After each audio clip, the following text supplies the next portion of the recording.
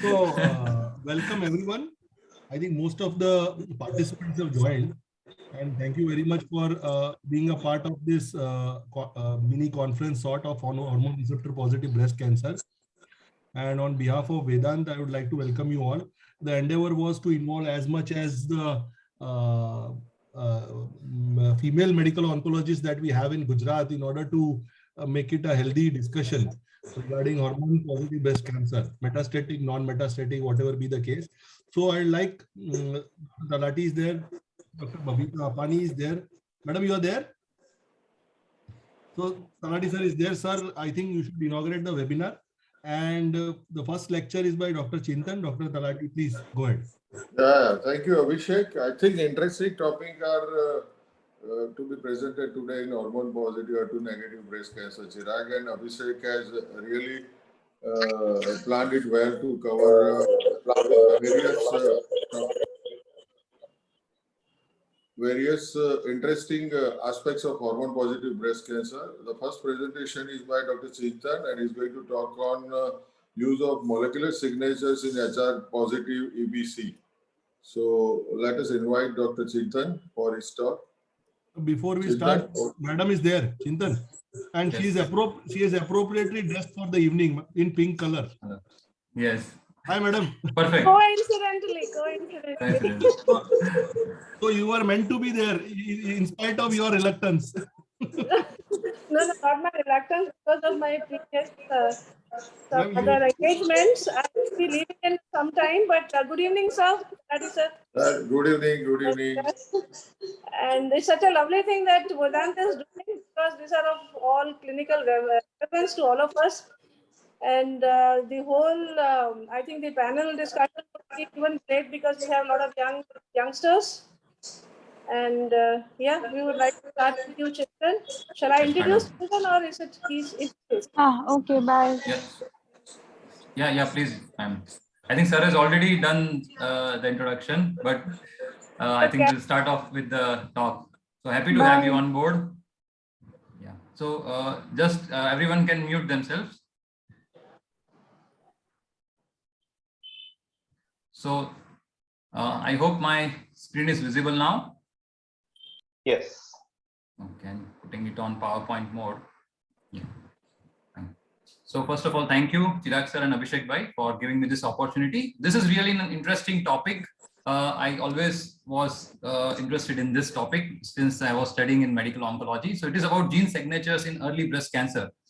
So what we are going to discuss is about why we need them, for whom do we need, what are the options we have, and which one to pick from all the options we have. So the answer to why is because breast cancer is a heterogeneous disease. Adjuvant systemic therapy is based on risk of recurrence. Over-treatment occurs in many of the cases of early breast cancer.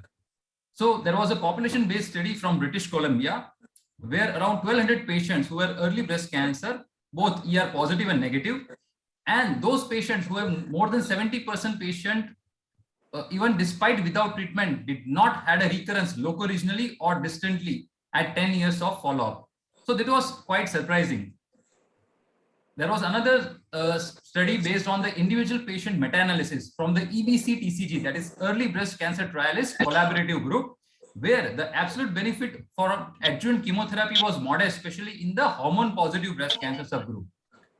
So we need these gene signatures so that we are able to individualize the therapy, especially de-escalate the therapy, and thereby optimize the clinical benefit while minimizing the side effects from systemic therapy. It means you need to give chemo for somebody who is really going to benefit from the chemotherapy, especially in a luminal 8 subtype patients, where the benefit of adjuvant systemic therapy is very minimal. So for whom do we need? So we all know this is especially for all stage 1 and 2 early breast cancer patients who are hormone positive and HER2 negative.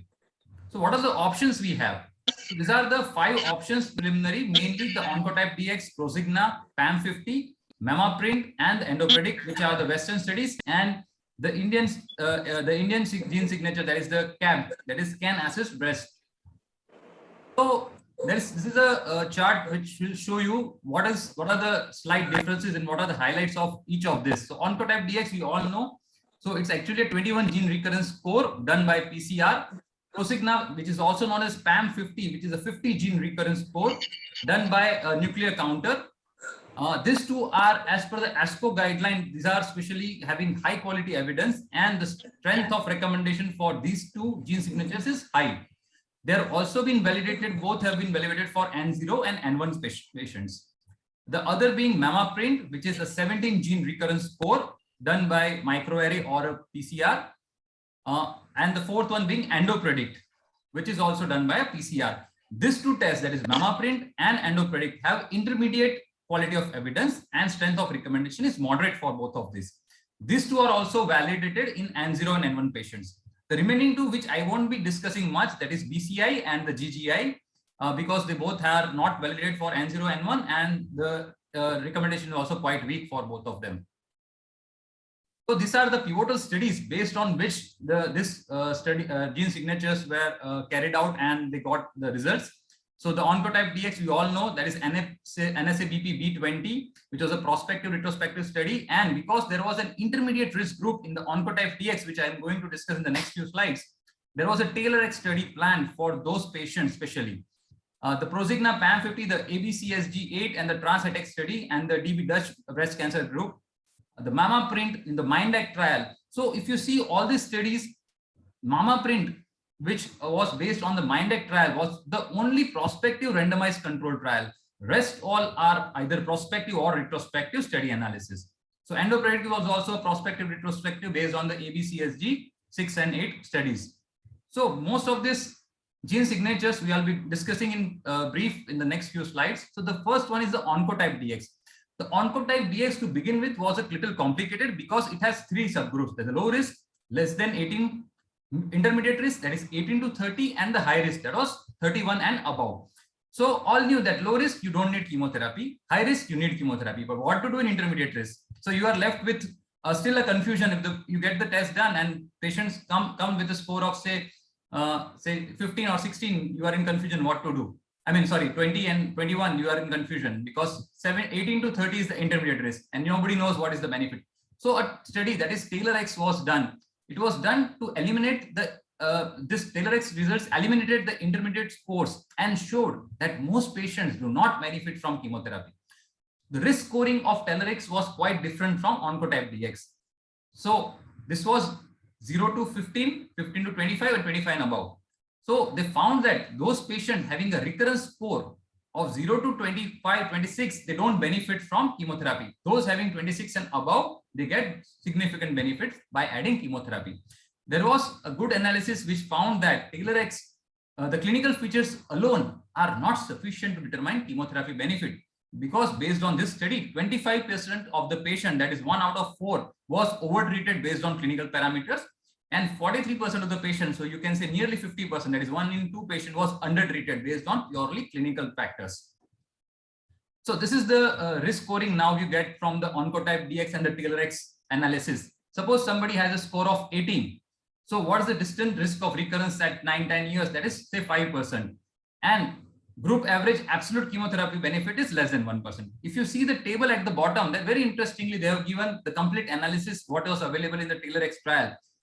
What about patients who are 50, above 50, and for patients who are 50 or below 50? So for above 50, if you see the recurrence score 0 to 25, overall, no benefit of adding chemotherapy. For both the age group, if the score is 26 and above, you give chemotherapy because there is significant benefit by adding chemotherapy. Well, there was a very tricky and a complicated subgroup analysis in especially younger patients that is 50 years or less. So for risk groups of the recurrent score from 0 to 15, no chemo benefit.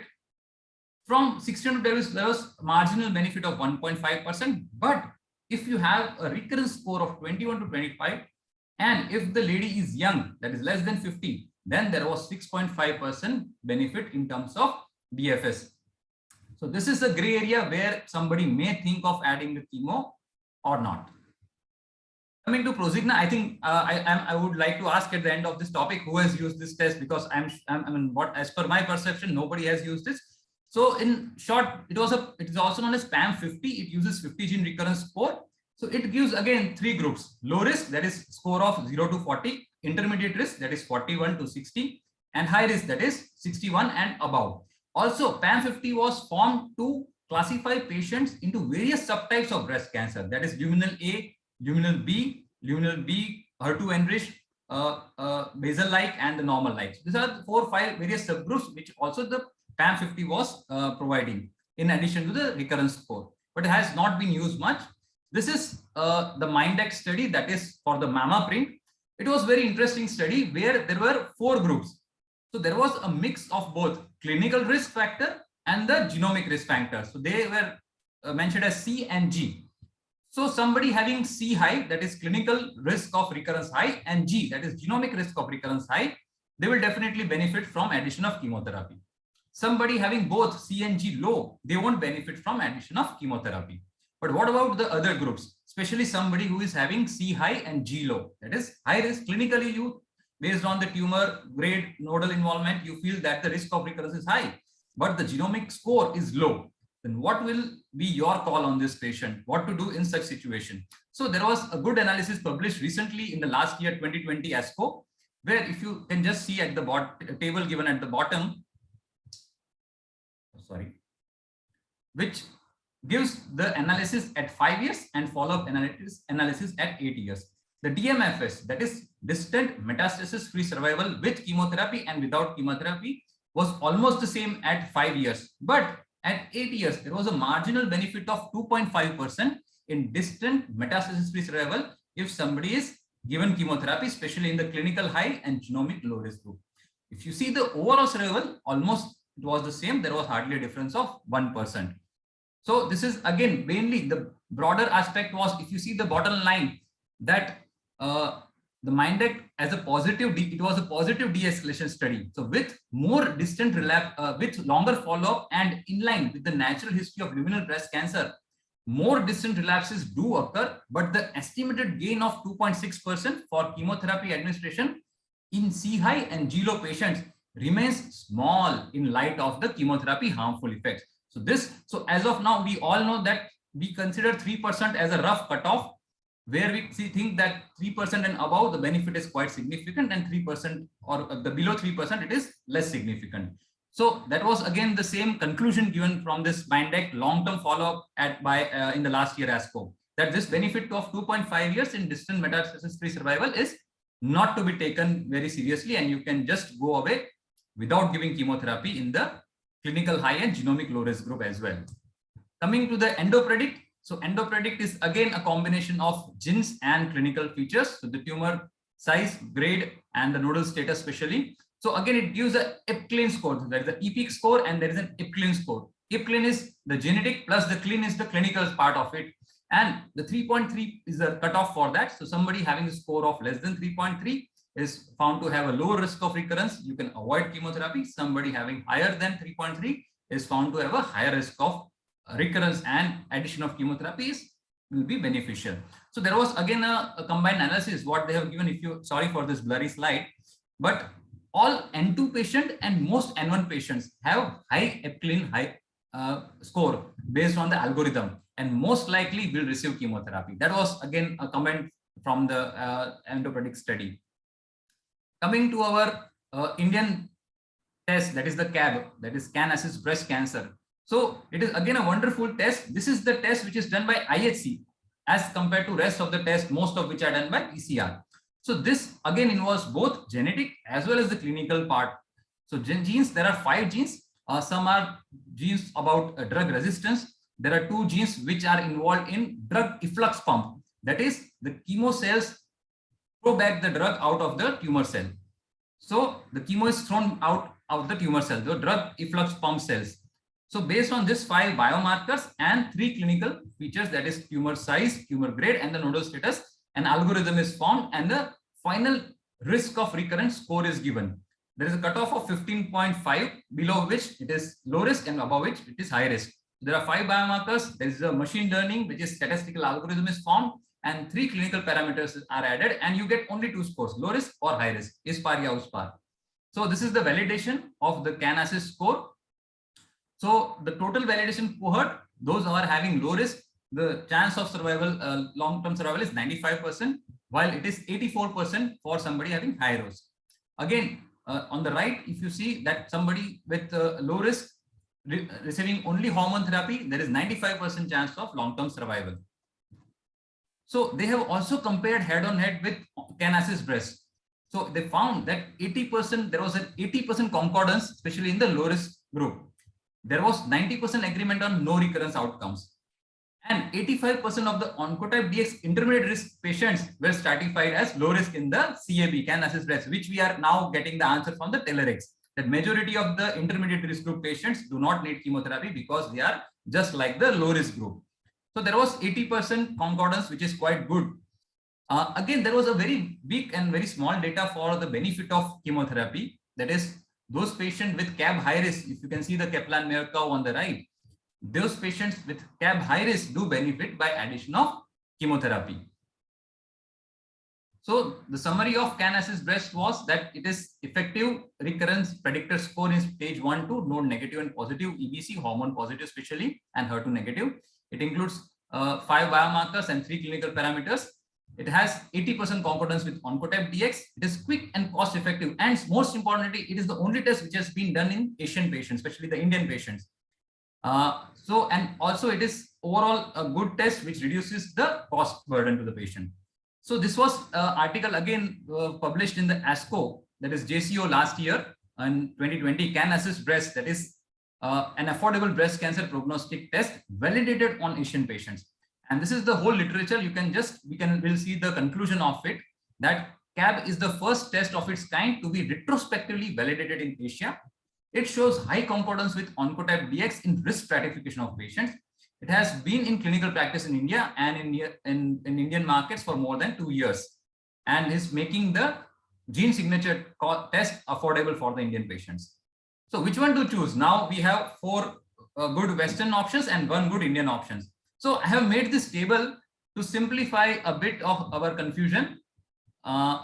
So coming to comparison of all these 4, first of all, the method we know, the first 2, Oncotype DX and MammaPrint and EndoPredict, these 3 are by RT-PCR, and Prosigna is by the nuclear counter, and Can-Assist is by IHC. Number of genes we discussed 21, 70, 50, 12, and these are 5 biomarkers in Can-Assist.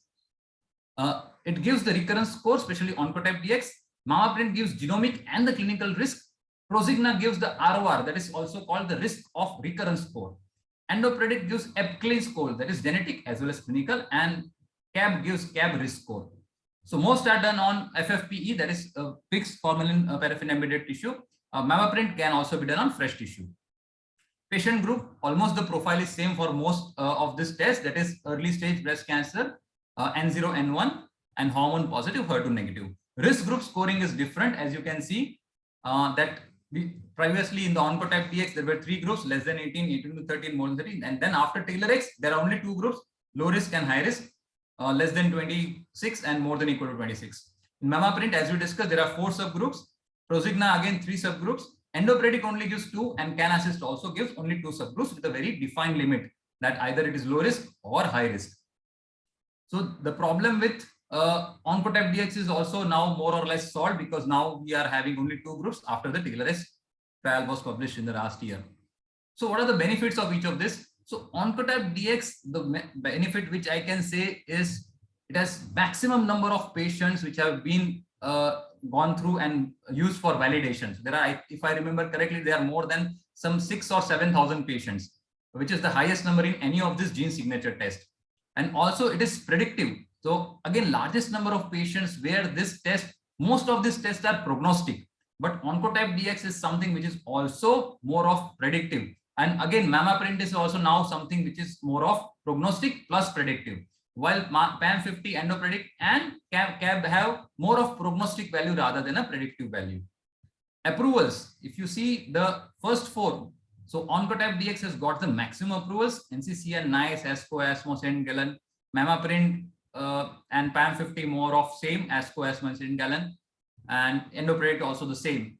Can-Assist breast has not been given such an approval by the Western authorities, but this is some ICO registration which I found. I need to ask to one of the consultants if somebody can decode this and help me out in this. So most important is our bottom line. I mean the bottom column on the table, that is the cost. So most of this Western test cost you somewhere around 2 to 2.5 lakhs, while the Indian test, which is quite validated and the clinical validation as well as the analytic validation is quite good for the CAB test, which is costing only 1/3 or even less than that of the Western test. So that's on us which one to choose. But as everybody is now fond of Make in India and promoting it, CAB looks to be a good test to use if price is an issue, which is there in most of our Indian patients. So thank you, everyone. Thank for the patient listening. Right. Thank you, Chintan, for nicely covering the topic. Anybody has any question?